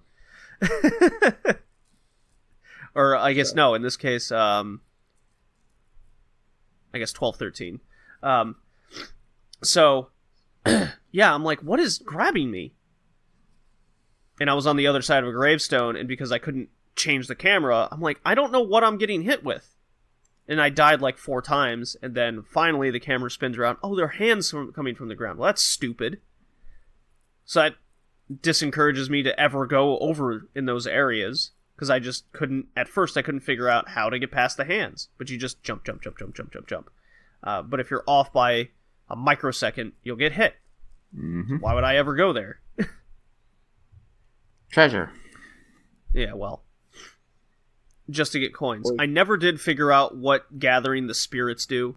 Yeah, me either. I don't know what they entail, what they do exactly. Maybe if you get enough of them, you'll get an extra life, but you never get enough of them quick enough for that to happen. I never found myself getting more than 20 before a ghost along the level would go through me and take them. Yeah, those guys were a pain in the ass. There's also bats that will swoop down and steal jewels away from you, / your coins. I thought they were crows. Whatever. Flying assholes. Yeah, basically. But yeah, so it takes like a good 40 minutes to get any sort of familiarity with the controls, as clunky as they are, and then it takes another hour and a half for you to finally get to the first boss, and then it's just this giant dude on a pogo stick, and you just, like I said, go up to him, jump, stab the ground, hit him, he's done. That's so boring. Very boring boss battle, and it took so long to get there, and once I beat him, I just went, yep, I'm done with this game. I don't like it, which is a shame, because a lot of people, as I was just throwing out a feeler online, whether it was Twitter, Instagram, Discord, Retro Gaming Discord, a lot of people have good childhood memories of this game, and they're calling for remasters of Ghost and Glory and Army of Zin, which is the sequel to this. And as I'm replaying, I go, why? I think, well, that's one of those scenarios of like, man, rose-tinted glasses are real bad sometimes, you know? Gotta take the nostalgia rented it. glasses off. And I played this game as a kid. A lot. Yeah. And replayed it now, and I immediately took those nostalgia glasses off because I go, oh, I remember how much I hated some of this. Yeah, but like the thing is, sometimes a remaster would fix things like the bad save system and cameras if they did it right, and I would be interested to see if they would fix it or if they do the Onimusha thing, be like, nope, put it right on over there, champ. It's just a port with a little upscale. We're gonna see, because we played a long time ago on the cast, like a year and a half ago, Medieval. And that's a game we all wanted to like more than we did. And it suffered from a lot of flaws, like the bad camera angles, kind of clunky controls. So when Medieval comes out remastered or remade from the ground up like Crash, that's going to be kind of a telling sign, I think, for a lot of these games we've covered, such as this Maximo Ghost of Glory. Because if they can fix a lot of Medieval, then they could easily fix a game like this. But so, did Medieval and PSP fix these problems that anyone know? No, that was like pretty much a port. Oh, okay. Yeah.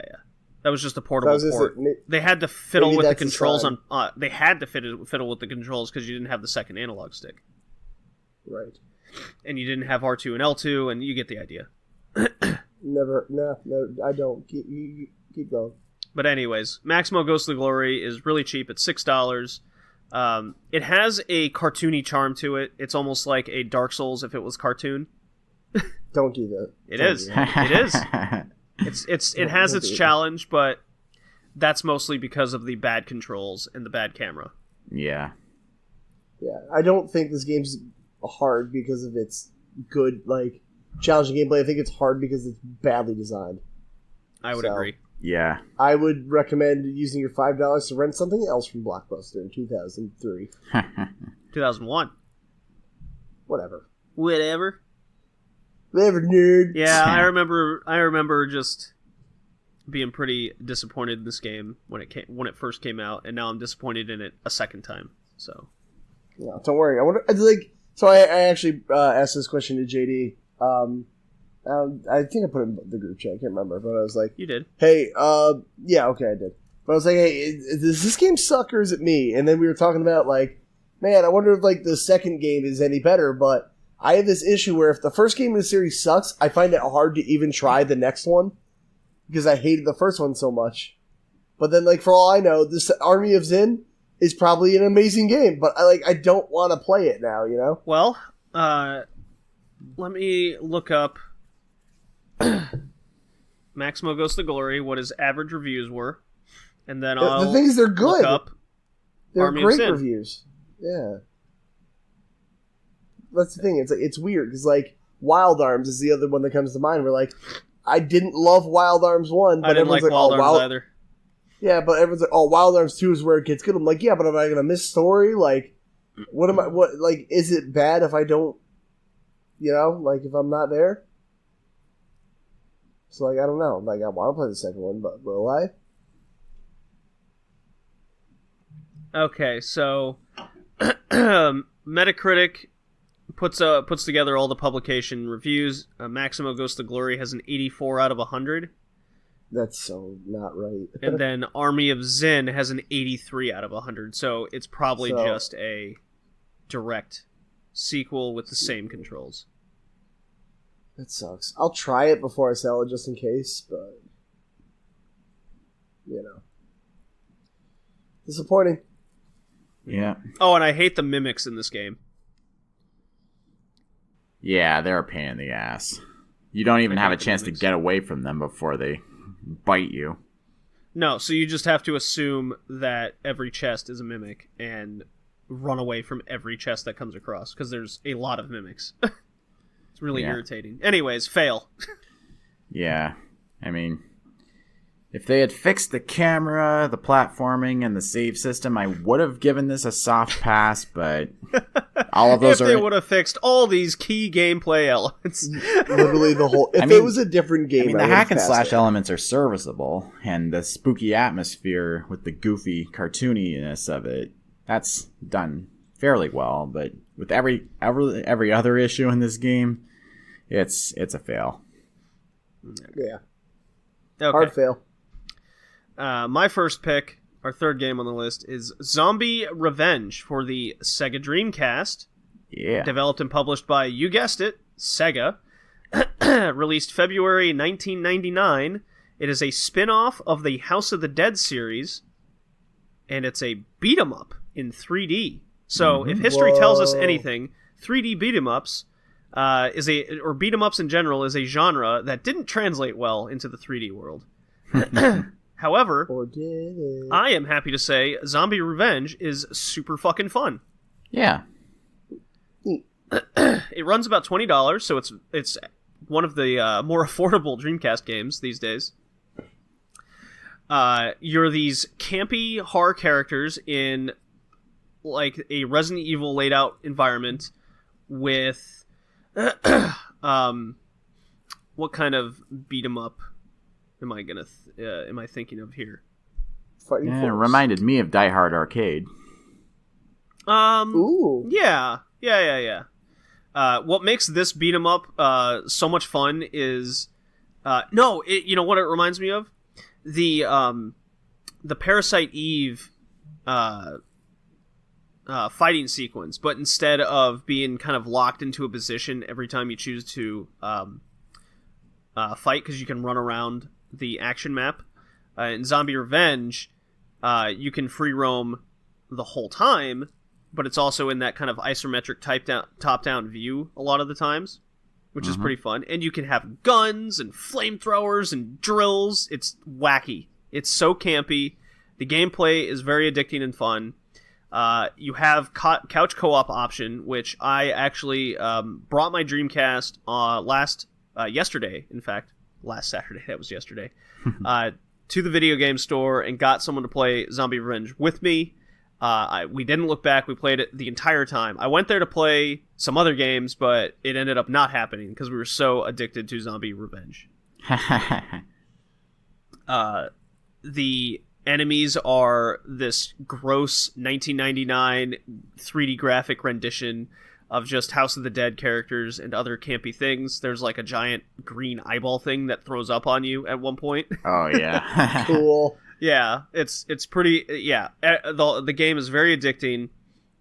The sound gets a little repetitive and irritating, especially when you start getting locked into fist fights, where you just start hearing the enemies go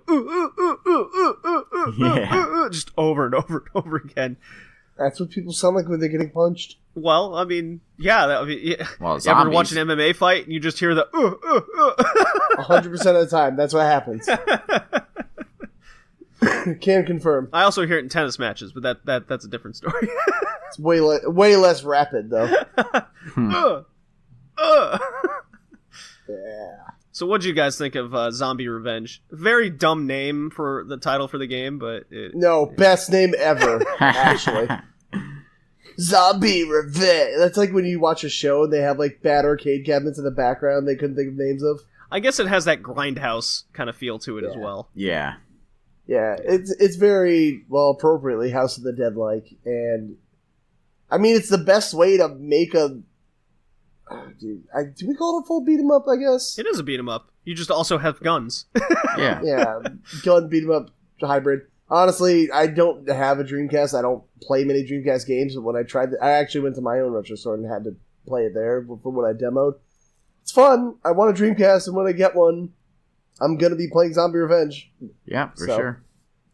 Yeah, I'm into it. I really didn't get to play too much just because of I don't own a Dreamcast, but this game is cool for what I tried, man. I was shocked that this game turned out to be as fun and good as it was. I thought with the dumb title and Dreamcast, a game I've like never heard of. Yeah, and no one talks about, by the way. Yeah, I thought it would be shovelware, but it's not. Yeah. Yeah, shovelware. I thought it was going to be just a shovelware game. How dare you? Hey, we turned out to be wrong. It's true. Good times. Pass. So, pass. Hell yeah. Yeah, it's like a fast-paced beat-em-up version of Resident Evil 3. Although there's also a little bit of Devil May Cry in that you can juggle enemies in the air with bullets. That's what I was thinking of, because I gave up on Code Veronica, and I'm I'm taking a break from my Resident Evil kick that I was on a while ago. Yeah, Code Veronica kind of put a stop to me with that. It's probably my least favorite Resident Evil game I've ever played, unfortunately. But anyways, I was thinking this was a beat 'em up Code Veronica. That's what I was thinking of in my head. Yeah. Yeah. There's also the fact that if you get sent flying by an enemy blow, you can send out a spray of bullets before you hit the ground. That was really cool. That's the campiness that I was talking about. Yeah. Yeah, if and when I get myself a Dreamcast, this will definitely be one of the games I get. Easy pass. Yeah. All right. My second pick, our fourth game on the list, is Chicago Syndicate, and I believe this is the first ever Game Gear game we've ever covered on the cast. I thought we did the vampire one. The vampire one? Vampire Cast Something of Darkness? Nah, that was Master System. Yeah. It's on both, that's why. Yeah, it is on both. But no, this is actually a Game Gear exclusive. Ooh. Yeah. But the fact that it's a Game Gear exclusive means we all had to at least emulate or try the Game Gear. Because I don't know about you guys, but I have no Game Gear. My brother used to have one. I knew a few people with a Game Gear, and I also knew a few people that went through a lot of D batteries. Or did it take C batteries? I don't remember. I think it took double A's, but there was like 6 of them. Yeah. Mom, I need a pack of double A's.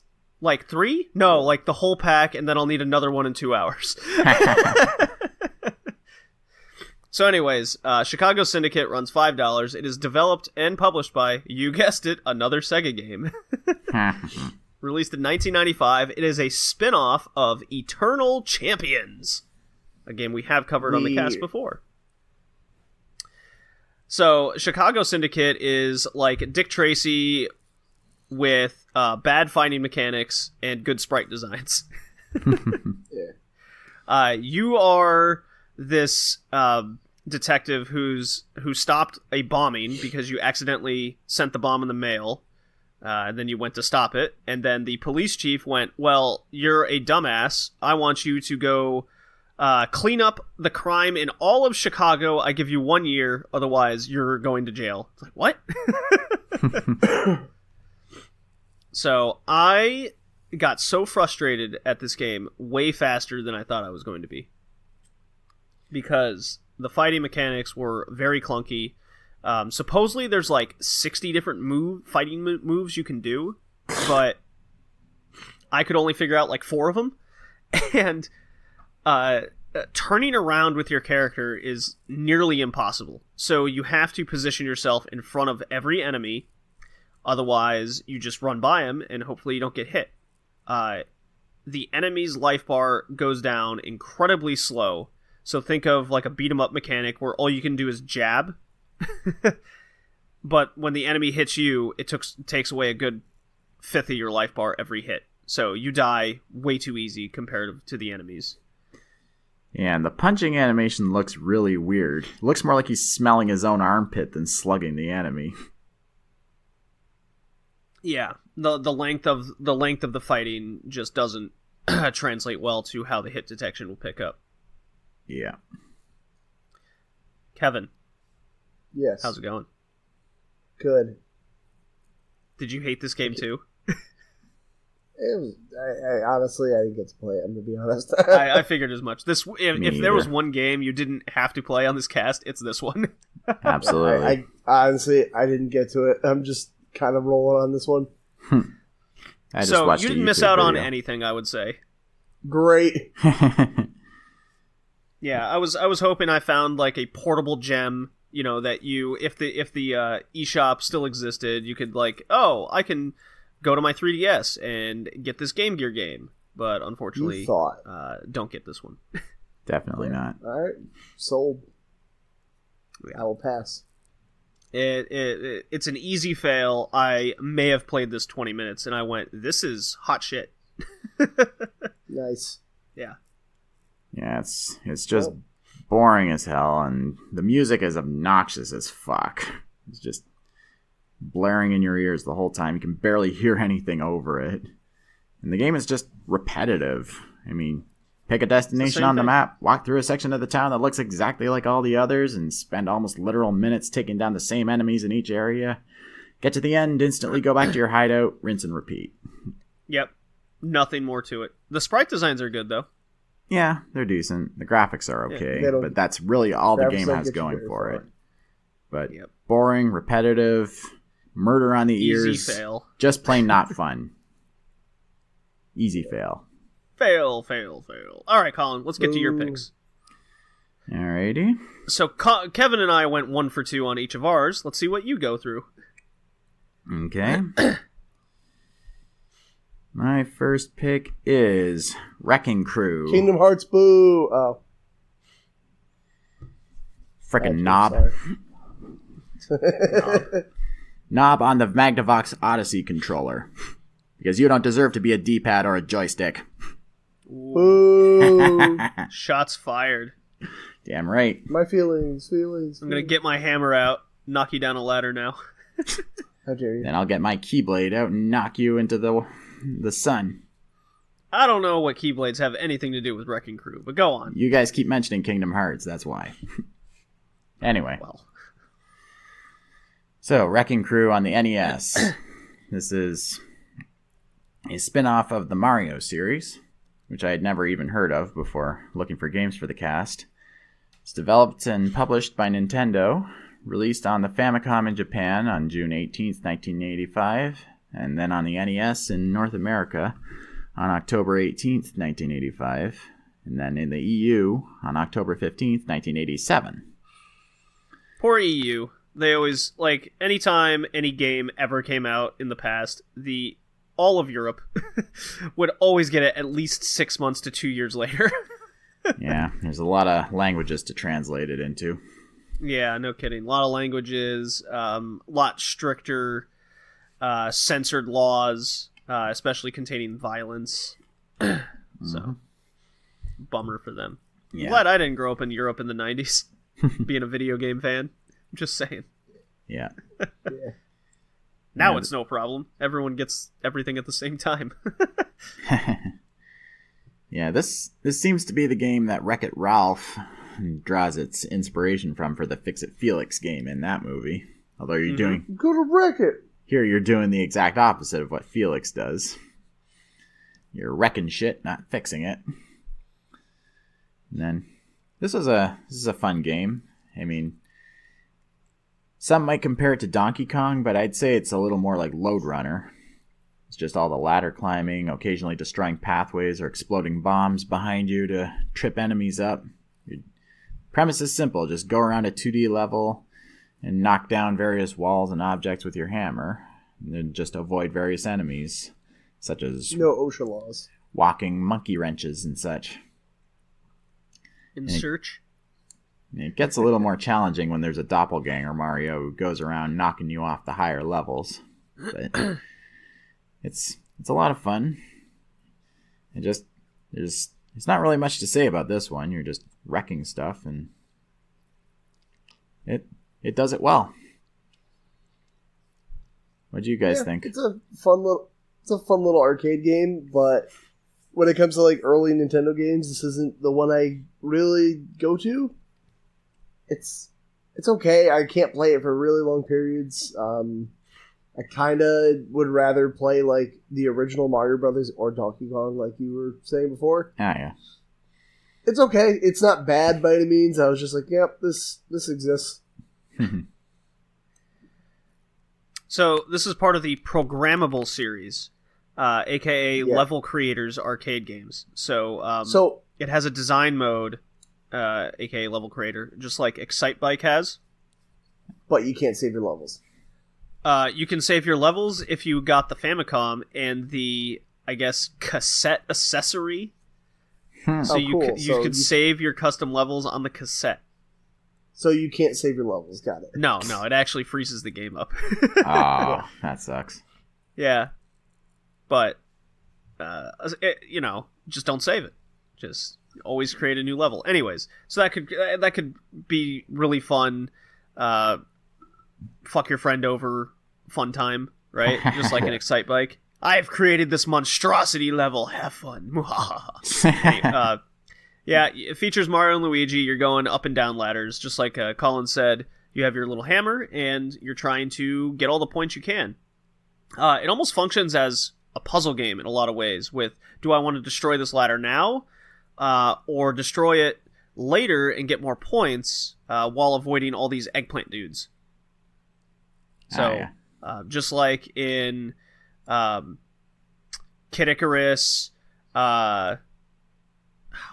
there's other games that feature, like, you're either getting turned into eggplants, or you're chasing eggplants, or you have to get eggplants. Nintendo in the mid to late 80s had this like eggplant fantasy.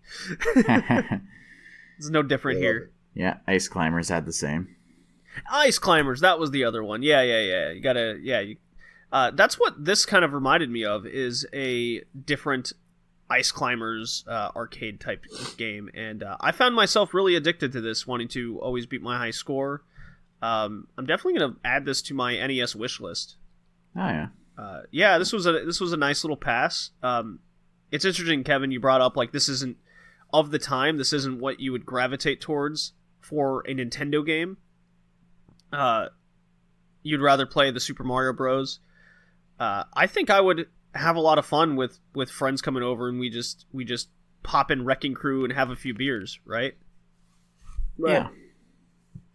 The other games I'd put in this kind of category is games like Ice Climbers, Balloon Fight, and the like. Yeah. Right. Yeah. Yeah. I give this one a pass. Yeah, I pass it as well. Neat. It only goes for about $15, so it's not the most expensive NES game out there. Pass, Kevin? All right, what's our last one? Will Colin get a 2 for 2, or will he fail on his second pick as well? I'll be stuck on the same level as you losers. Yeah. My second pick is Fighting Force on PS1.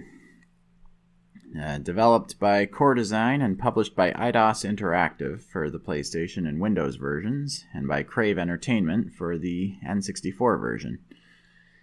I picked this one because it was originally designed to be part of the Streets of Rage series, but became a standalone game.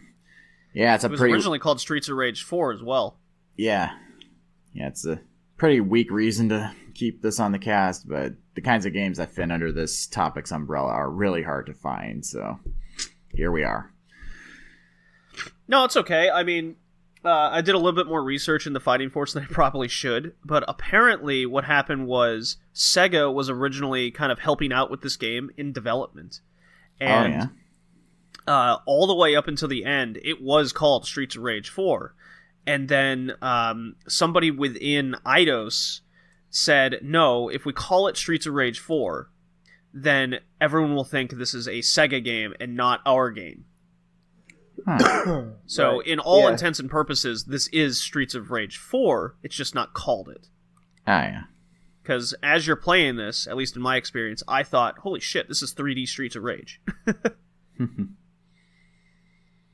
Yeah. So, yeah, go on. So, yeah, this is another 3D beat-em-up, like Zombie Revenge, but not as interesting or fun. I mean, the combat is satisfying to a point in that you can feel the hits, but for me, that's about where it ends. I mean, you can't string combos together very well. The only combos you can do are with single buttons, like only punch combos or only kicks, but you can't string punches and kicks together.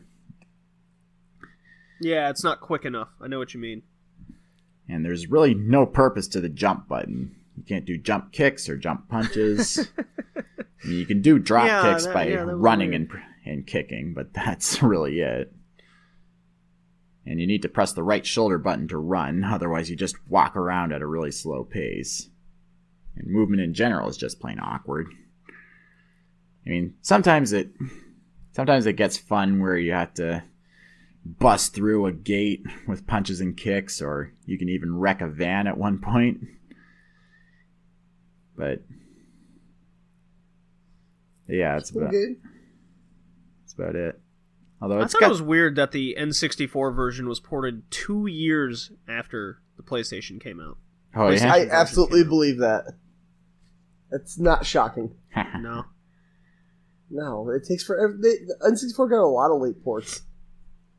We just haven't come across... I guess we just haven't come across a lot of them. I mean, I've never delved deep into Resident the Evil 2? only 100-game library of the N64. I think it's only like Excuse 100 me. games. It's 300 something. Is it? Yeah. Okay. I stand corrected. Think about all them wrestling and sports games, dude. Okay. Just for a little backstory, Core Design is owned by Eidos, whom made the original Tomb Raider series until, of course, Angel of Darkness came out on the PS2, and it killed them.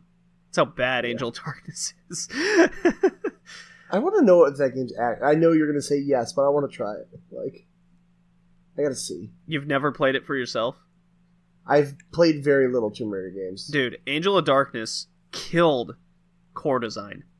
Actually, I think I've only played Underworld and the new one. So there's fun facts. Well, you should have played the original unless you weren't on that cast. Well, I did. No, Oh, we did do the original. You're right. Yeah, because Colin and I played the Saturn actually, version. Shit. That's right. Yeah, I remember. I was like, why'd you guys do that? Okay, so I've done 3. Wait, 3. 4. I've done one more. I did the Go game. So, yeah. And then Eidos itself is a Square affiliate, so it's like the European developer for Square Enix, Squaresoft, whatever they're going by at this time. Squeenix, yeah. So, because Core Design did so bad and it pretty much died, they lost the Tomb Raider license to Eidos itself. Nice. Yeah, it's pretty funny. So Core. I think this game's biggest flaw to me isn't so much the too slow combat for its own good. I think the sprites are just too damn big for this 3D environment. Because what made Zombie Revenge, I think, so much better is the fact that the camera was much further away. So you can put more on the screen and do a bunch of its wacky stuff. So I think if this was kind of zoomed out a bit, so you can see more of the area. Because too often you just got enemies coming from, because it's 3D, all directions instead of just left and right, as a 2D beat 'em up would have. So you're forced to just kind of not even run side to side, but you're just turning in a circle as the enemies come at you. So yeah, it still functions as a beat 'em up, and it's one of the better 3D beat 'em up games out there. But it doesn't seem as engaging because, as you said, Colin, you're just limited to basically a punch and a kick rather than stringing anything together. The jump button doesn't do anything other than jump, so you can't do any of your jump combo attacks. At least there's a power slide attack, which is pretty sweet. Hell yeah, dude. But more often than not, you'll just straight up miss. Yeah, that's the problem. So that's unfortunate. Just like any other Streets of Rage beat 'em up, the enemies will come with pipes and bats and the like, and then you can punch them and pick it up and use them for yourself, which is still fun. But because everything's too close and the combat's very limited, I'm giving it a soft fail. Yeah, I have to fail it too. I'm so in the middle. I don't hate this game, but it's like sloppy and awkward. Yeah, I'm not hating it, but I don't think I'll ever go back to it. Same. I see myself popping on the Vita, and just for like when you have like a weird amount of time, like 20 minutes to play. Like, I'm not gonna commit to it, but I guess soft fail works. Soft fail. All right. So we all went 1 for 2, but Colin had the only soft fail of the group. Colin wins. Colin wins. Hell yeah. Oh, we should. Whoa, we should. I feel like we'll like purposely try to sabotage each other. Purposely try to sabotage. Like, who gets the most? All right. So just to go through this again, our games that we covered on the cast this time were Kid Dracula for the Game Boy, Maximo Ghosts to Glory on the PS2, Zombie Revenge on the Dreamcast, Chicago Syndicate on the Game Gear, Wrecking Crew on the Nintendo Entertainment System, and Fighting Force on the PlayStation. All different consoles this time. Yeah. No weird shit. And a couple handhelds, too. So we had a big variety. Might be one of our most varied of all ever. Yeah. You're welcome. So, favorite and least favorite. Kevin, you go first since this was your pick. Favorite. Well, least favorite.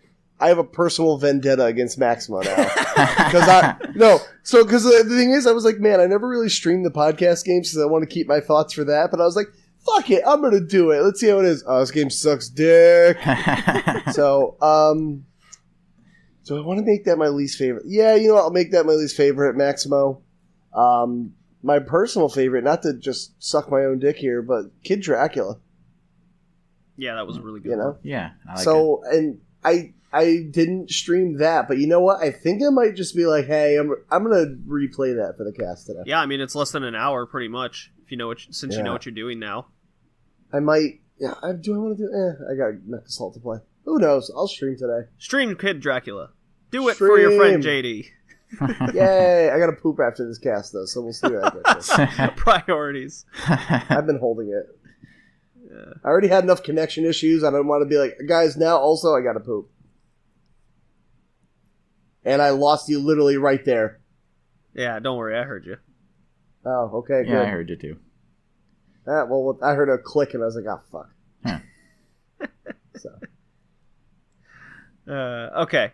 So, my least favorite is going to be one of my games, too. It's Chicago Syndicate. Yay. Favorite game, nice. It was the game I played the least, and for good goddamn reason. At least I could play Maximo Ghost of Glory. Why? Chicago Syndicate, I was like, this is just awful on all accounts. And then my favorite, I'm definitely torn between Zombie Revenge and Kid Dracula. I'm going to give the edge to Zombie Revenge because of its replayability value. We're all sucking our own dicks. And its co-op. So, Colin, what do you got? Suck your own dick, Colin. Do it. Do it. Well, I'm in agreement with JD. My least favorite is definitely Chicago Syndicate. It's just broke the trend. boring as hell. No appeal whatsoever. And for most favorite, Wrecking Crew. Nah, just kidding. I'm kind of torn between Kid Dracula and Zombie Revenge, but I think I'm going to go with Kid Dracula. Woo! Yeah, it just seems that much more fun. And plus, actually, no, I didn't get to actually play either of these, but yeah, if I had a Dreamcast, or if I could find a copy of either of these for cheap, I'd get them. But yeah, Kid Dracula is my favorite. Very close second to Zombie Revenge. Alrighty. So, starting with the next cast, we're going to change up our little format to how many games we're covering. Life is getting tougher these days, to say the least. Very. So, we're still going to keep our theme picks and keep going. We're just going to cut down on the list, and the idea is to at least play your pick and then one other. That way, there is at least two people talking about the game. Whomever picks the theme is going to pick 2 games, while the other host will pick 1. So instead of 6, we're breaking it down into 4. Okay. And then if anything else pops in our head of what we've played in the past that's related to the theme, then we can simply just talk about it, right? Mm-hmm. Fair enough. Yeah. So I'm getting pretty broad with these. I got my next 3 theme picks out, and they're pretty broad, which is pretty fun. What is the next theme? The next theme are the NES games that are out on Switch Online currently. Oh, right. So any NES Switch Online game that we haven't covered is up for grabs. Technically, that was released way too modern if you're really looking into it. So, they are modernly released on the Switch. Okay, Kevin. Suck it, nerd. So that's our next pick is the shitty Switch Online service and their NES games that are on it. Wait, so is the whole theme just like fuck it, whatever we played, or are we playing specific ones? We'll pick our 4 games, and that's they're just on they just have to be available currently on Switch Online. That's it. All right. Okay. Much like when my next pick rolls around, it's just going to be PSN. Ha. Are you serious? Yeah. That's so fucking vague. Yeah, it just has to be on PSN. It has to. Next one just has to be on Game Pass. Fuck it. I don't know. Well, yeah. I mean, it's just as long as it's within our past our 15-year lifespan, Pick Mech Assault. It works, right? Pick Mech Assault. I want to talk about that game more. Well, I mean, you can pick Xbox Games Pass if you want. Hell yeah! Except I don't have an Xbox One. Well, Games Pass does function on Windows. My PC is barely connecting to this. Okay. Yeah. Well, all right, boys and girls. Go check out Anime Radicals. That is a anime podcast community we are a part of. Very fun. Go join their Discord and go check them out on iTunes and all your favorite podcasting outlets. Unfortunately, I have some bad news. Is Retro Twitch has been shut down, but a lot of the community has transferred over to another Discord that is now called the Arcade Game Room. To join to join their Discord, it's easy. Just contact me via Twitter at BowlingJD, and I'll send you an invite link. And there you go. We'll see you next time. Bye.